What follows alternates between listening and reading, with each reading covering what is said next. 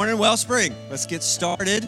I'm going to jump into it today. We are in our unchristian series, the series that we've been in through the book of Galatians for the last 9 weeks. It's been a hot minute, right?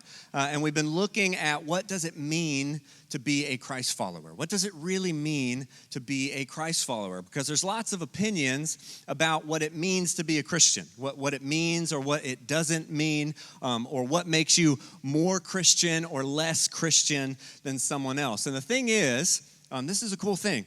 The answer about that has already been written down, right? It was written a long time ago because this issue that we feel like we experience today isn't a new issue, right? When it seems like there's some people that say you have to do all these things to be a good Christian, and then other people going like, I don't know if I totally buy that, right? Or maybe one group of people making another group of people feel lesser for either one reason or another. That's been going on for a long time, and so that's why we've been walking through the book of Galatians, because people are addicted to doing something to earn their salvation, addicted to doing something to prove that we belong. And we've been in this series for a minute. If you've missed some, you can catch up on our website, wellspringpensacola.com. Just click on the sermons tab, and we have all the ones from this series listed there so you can catch up. But if you have your Bibles, and I hope you do, go ahead and turn with me to Galatians chapter number 5.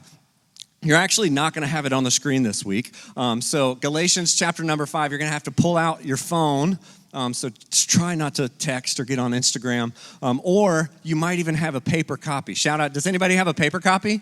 Anybody? Hey, there we go. Guys, it's okay to bring a Bible. It's a good thing, right? So we believe it. So it's good. Yeah. Mine's written here. Mine is also a paper copy. It's here.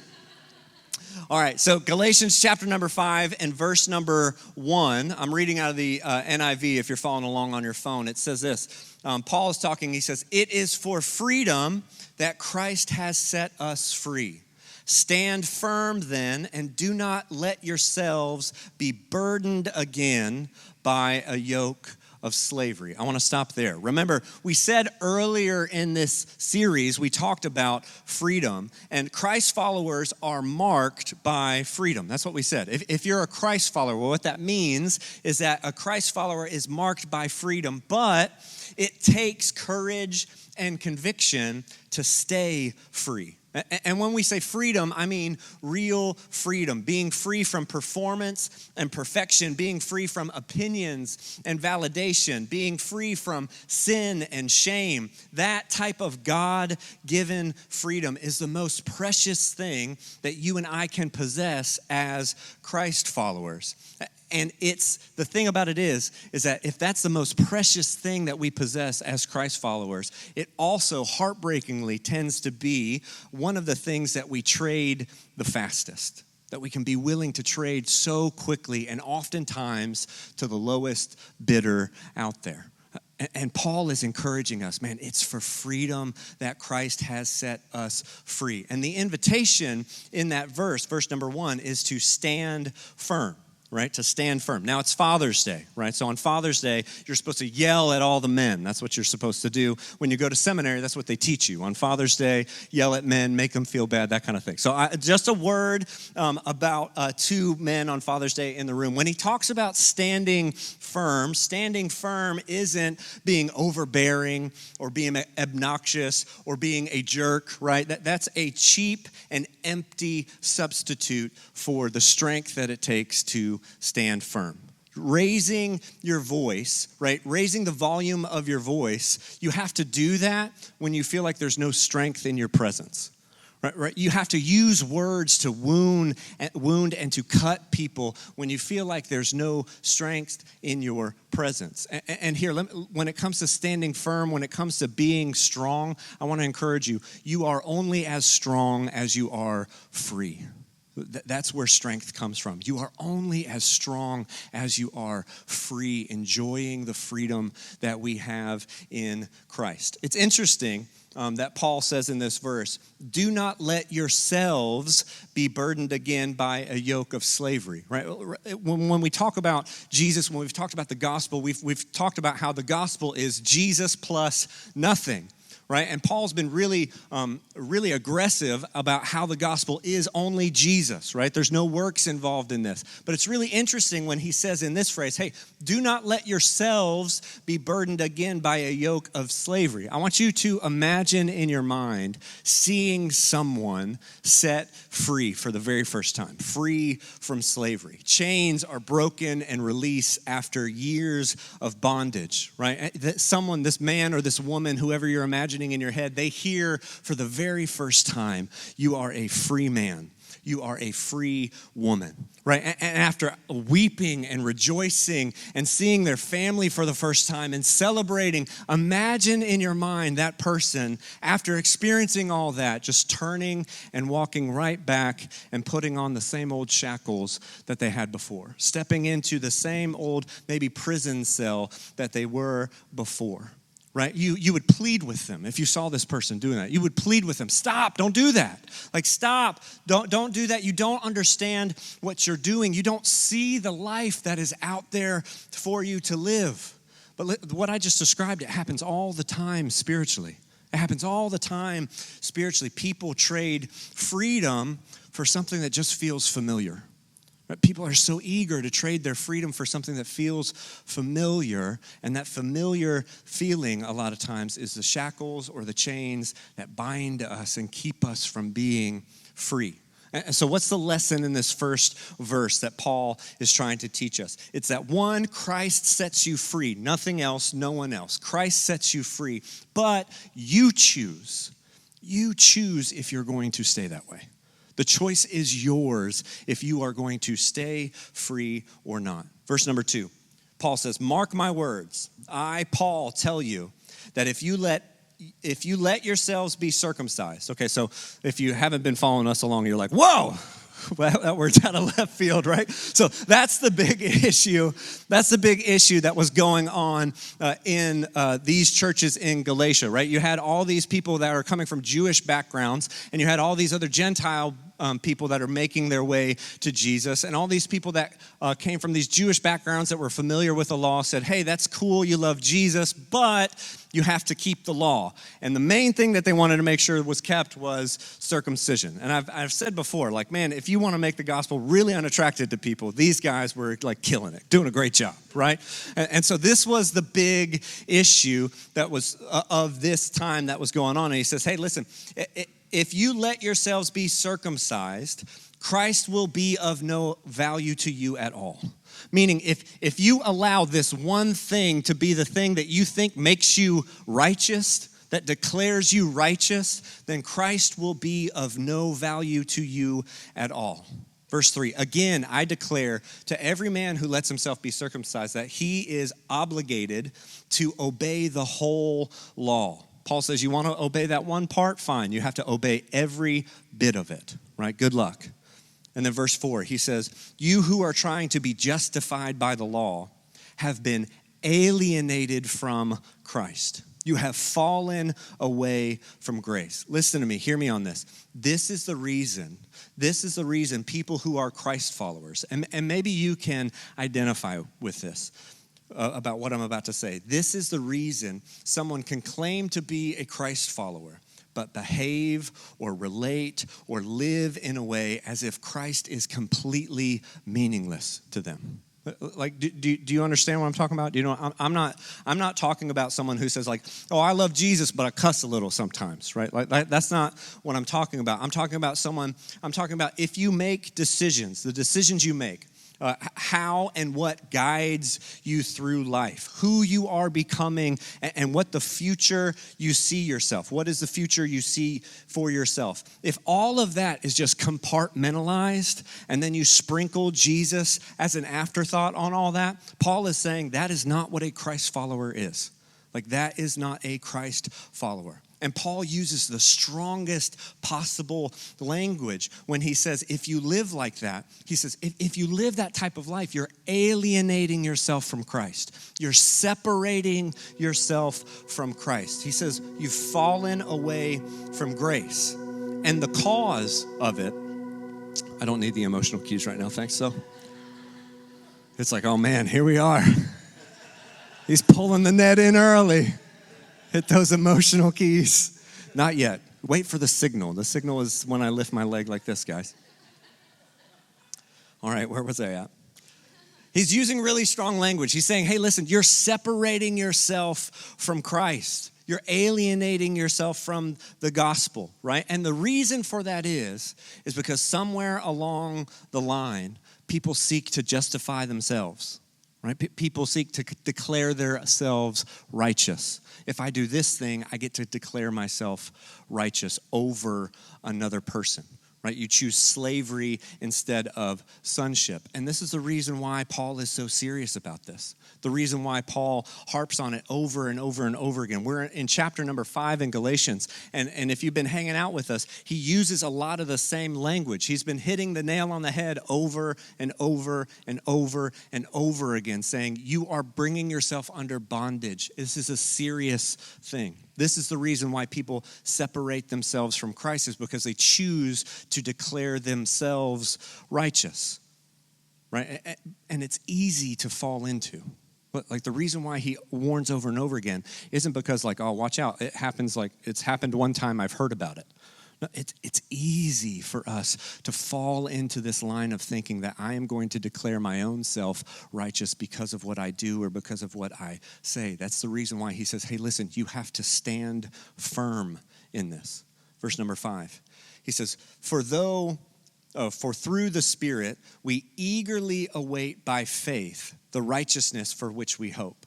Verse 6, for in Christ Jesus, neither circumcision nor uncircumcision has any value. Listen, the only thing that counts is faith expressing itself through love. Verse 5 and verse 6, man, these are the heaviest verses. These are some of the most important verses in all of the book of Galatians here. This is enormous to grasp. He said, what are we waiting for? What are we waiting for? We're waiting for the righteousness that we hope for. That's what we're waiting. We're not declaring ourselves righteous. We're waiting. We're eagerly waiting the righteousness that we hope for because we put our faith in Christ. Not because we work hard. Not because we get it right all the time. Not because people say that we're good. The only thing that counts is faith expressing itself through love. That's the only thing that counts. That's the only thing that matters. And so you might hear that and you say, well, how do I know if I have faith? How do I know if I'm believing? How do I know if I have enough faith? How do I know if I have enough belief?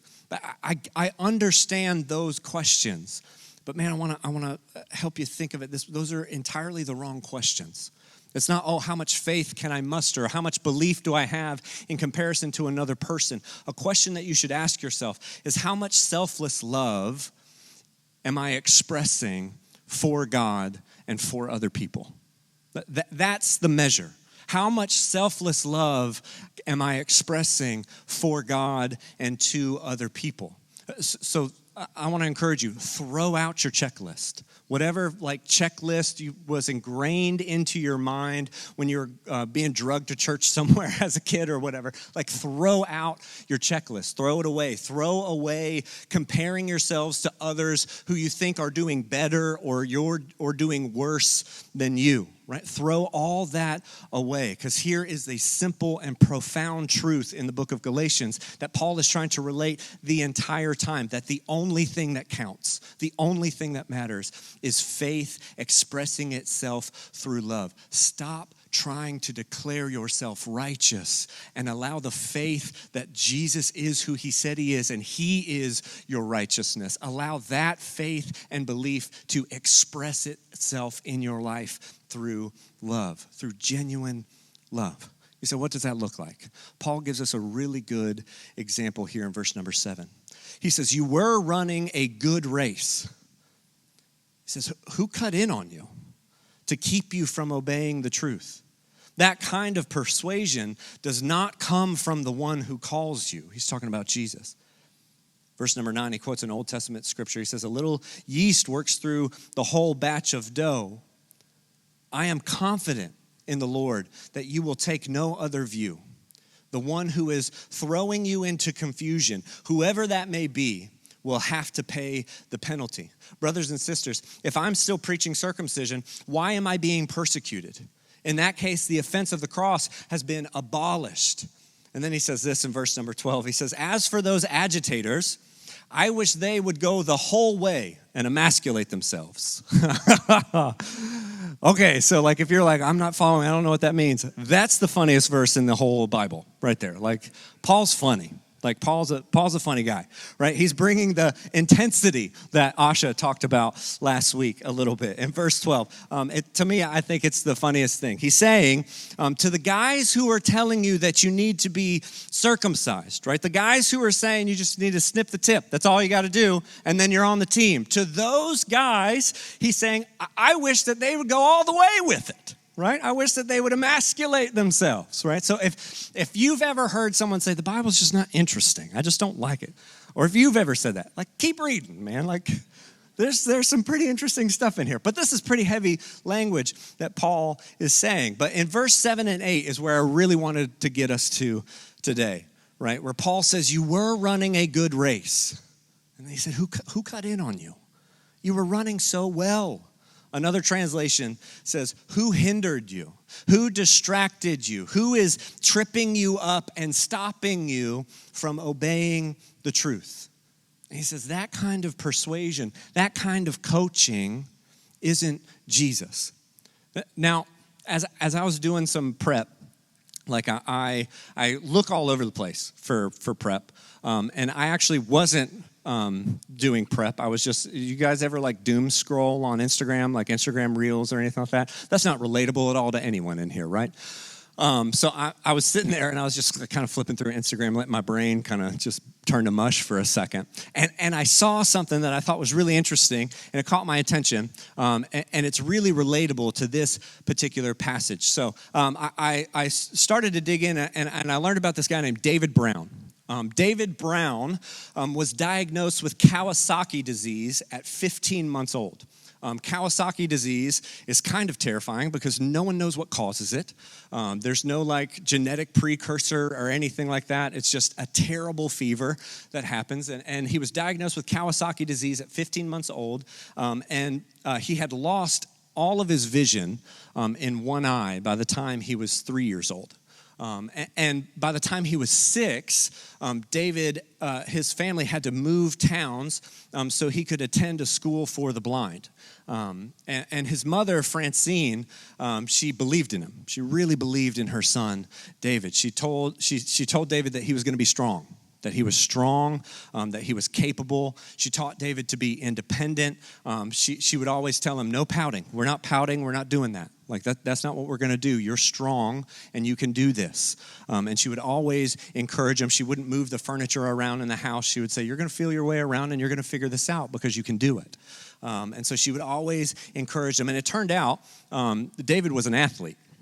He's a pretty athletic guy. Particularly, he was a runner. And as he grew, his desire to compete grew bigger and bigger. And he got into racing and into running. And so since he was blind, he would run all these races. And in the races, how they would do it is he would have to hold a guide wire because he couldn't see where he was going. So he would hold this guide wire and they would run races. And you could imagine the limitations that you would have on yourself if you couldn't see and all you had was this wire that you were holding in the moment, and that's what you had to trust and how you had to go. That has a lot of limitations. The biggest limitation it has on you is speed. You can't run that fast when all you have is this guide wire, right?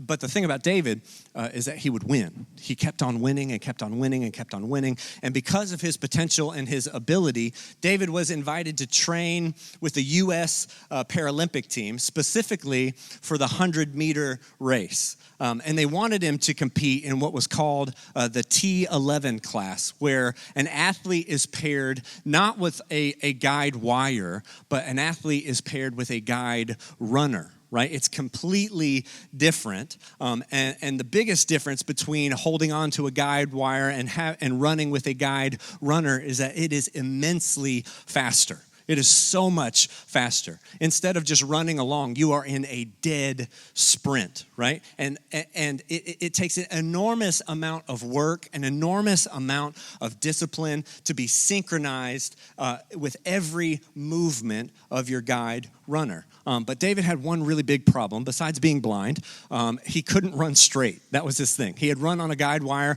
forever, and so he would always pull on the guide wire. And so he had a really difficult time running in a straight line. He was strong and he was fast, but that doesn't really help you. That doesn't really matter if you can't run in a straight line when you're in a 100-meter race where it says you just run as fast as you can in this one straight line.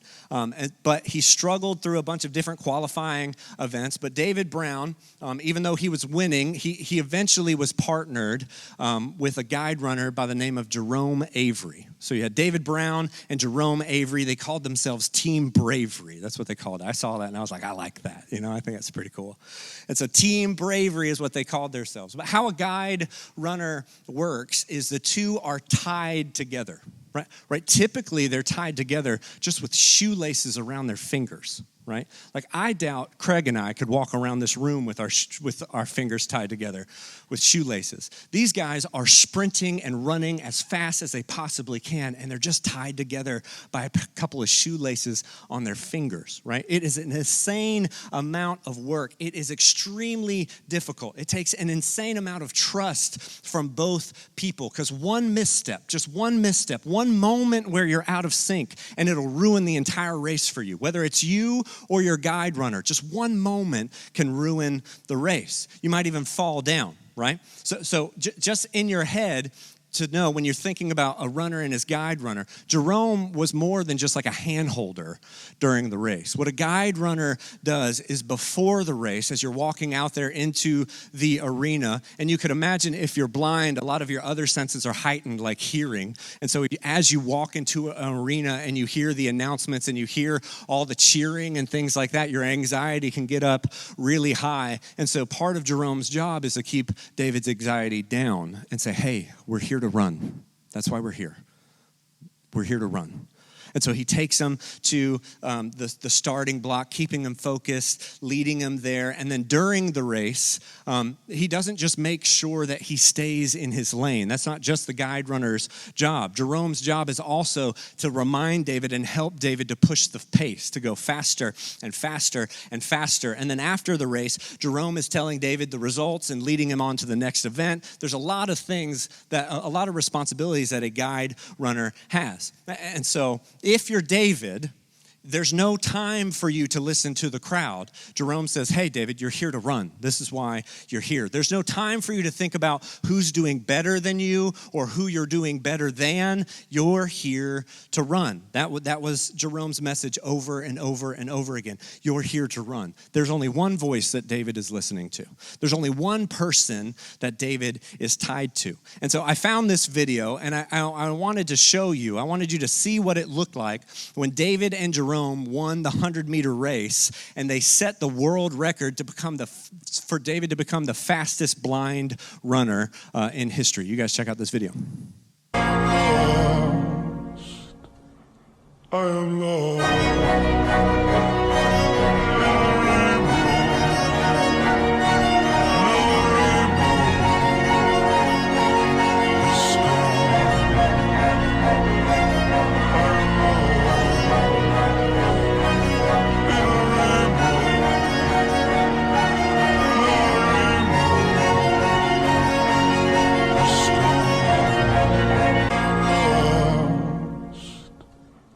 I am lost.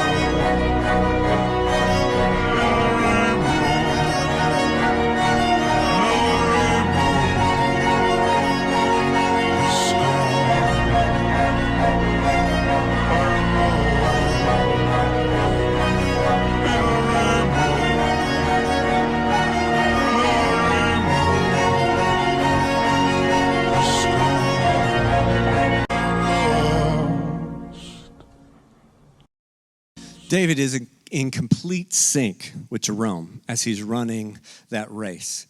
But did you notice Jerome, his guide runner? Did you see him as they were running together? Could you read his lips?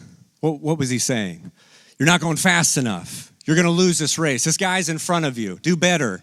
This guy behind you, he's catching up. You stink at this. You're no good. Is that what Jerome was saying to him? Could you read his lips? No, that's not what Jerome was saying to David at all. As David and Jerome took off, what Jerome said was, go. Run, David. Run, David. Go. Run, David. You can do this. He didn't have any time. He couldn't focus on what was going on around him. He couldn't focus on who was doing better than him or who was doing worse than him. All he could focus on, you even saw him, he was leaning in to Jerome as they were running together, and Jerome was saying, run, David. Go. Run, David. You can do this. Go, go. And at the end of it, did you see what he did? He raised his hand in victory before David even knew what was going on, before David even realized that they had finished in first place and he set the world record. Jerome lifted his hand and he told David, we did it. We did it. I have never seen a better example of what your race should look like. I have never seen a better example of what a Christ follower looks like. Man, I want to encourage you, do not get distracted by the crowd.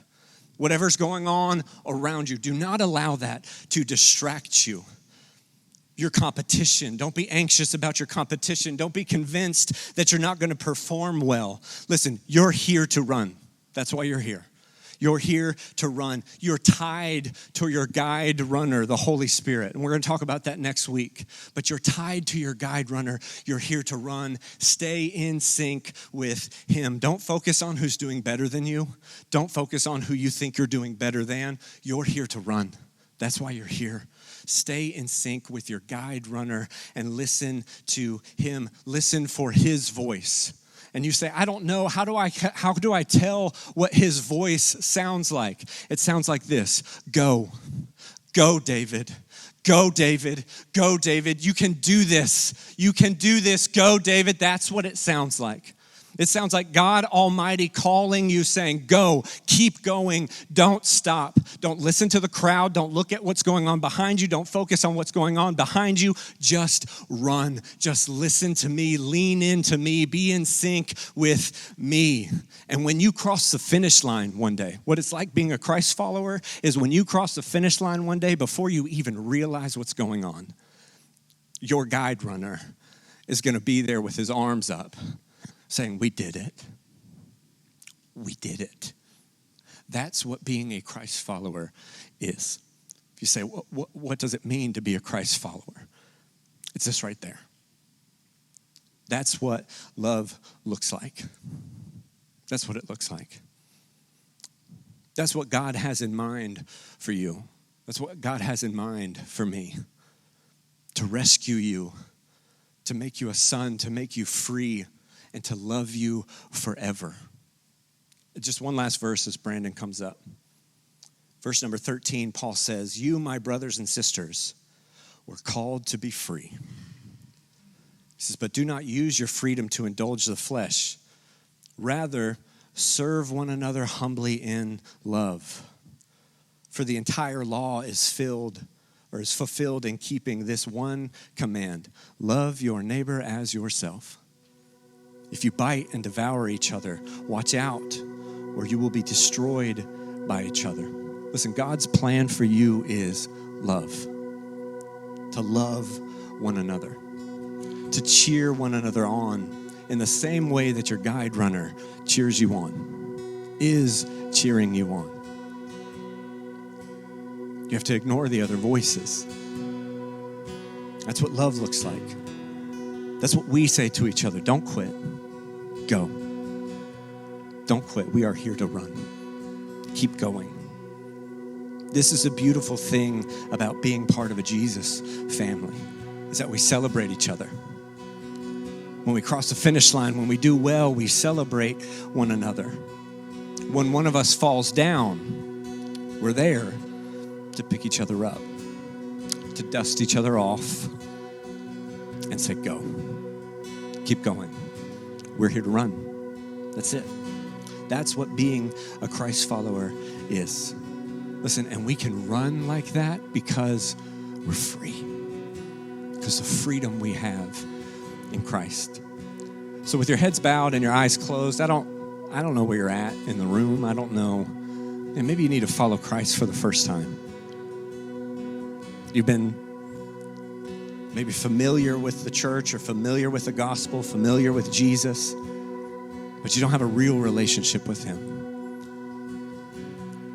Man, there is an incredible life out there that he wants to give you, that he wants to live through you.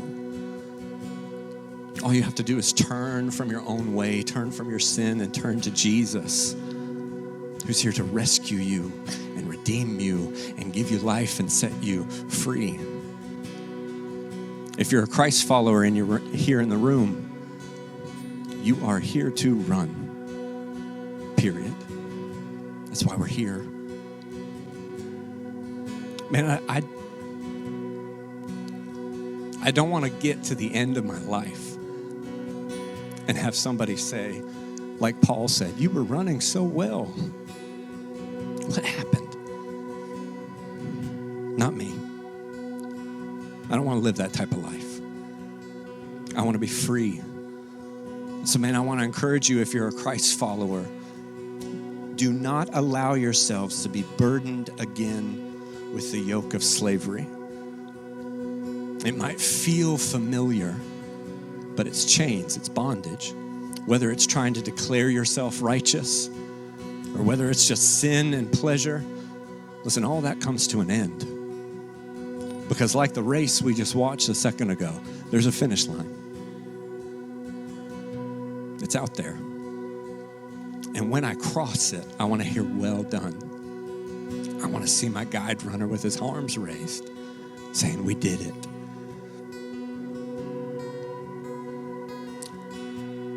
Jesus, thank you for loving us. God, sometimes I can't see what's around me. I can get distracted. I can get tripped up and fall down.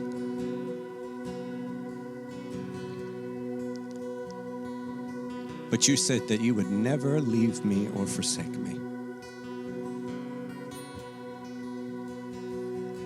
God, I pray that you would remind each and every one of us today that we're here to run and that we are tied to you. And so in your patience and in your goodness and in your love, God, I pray that you would help us to run, to win, to be in sync with you. God, eliminate the distractions, eliminate the worry, the doubt, the fear.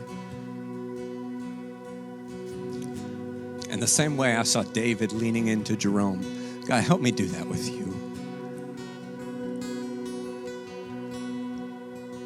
God, we love you. We worship you because you are good and you are wise and you are loving and you are faithful. In Jesus' name, amen, amen. You guys stand and worship with me.